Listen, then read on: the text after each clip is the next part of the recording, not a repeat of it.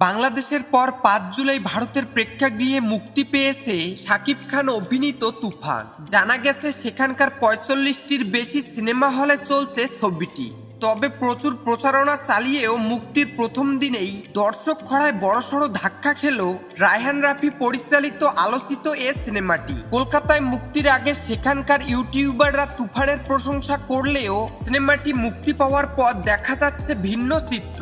৪ জুলাই সিনেমাটির premiere show হয়। সেখানে সিনেমার নায়ক নায়িকা কলাকুশলীরা অংশ নেন টলিউডের জনপ্রিয় অভিনয় শিল্পীরাও। ছোট পর্দার অভিনয় শিল্পীদেরও চাঁদের হাট বসেছিল এ সিনেমার প্রিমিয়ার শোতে। জমকালো প্রিমিয়ার শোর পর ৫ জুলাই যখন সিনেমাটি রিলিজ দিল তখন দর্শক সাড়া পায়নি। এমনকি অনেক প্রেক্ষাগৃহে দর্শক না পাওয়ায় শো বন্ধ করে দেওয়া হয়। বিভিন্ন সূত্রের মাধ্যমে জানা গেছে সাউথ সিটি আইলেক্স দুপুর ১২টার শোয়ে ১০ জন দর্শক এবং বিকেল ৪টা ৩৫ শোয়ে মাত্র ১৮ জন। এদিকে লেক মল সিনে পলিসে বিকেল ৪টা ২৫ শোয়ে টিকিট বুক হয়েছে মাত্র ১২টি। সন্ধ্যা ৬টার শোয়ে স্টার থিয়েটারে টিকিট বুক হয়েছে মাত্র ৩৬টি। রিলিজের প্রথম দিনেই দর্শক খরার এমন চিত্রে বেশ হতাশ হল মালিকরা। তারা জানান সবে মাত্র প্রথম দিন, ১-২ দিন সময় পার না হলে কিছু বলা যাচ্ছে না। সাপ্তাহিক ছুটি রোববারের অপেক্ষায় আছেন তারা।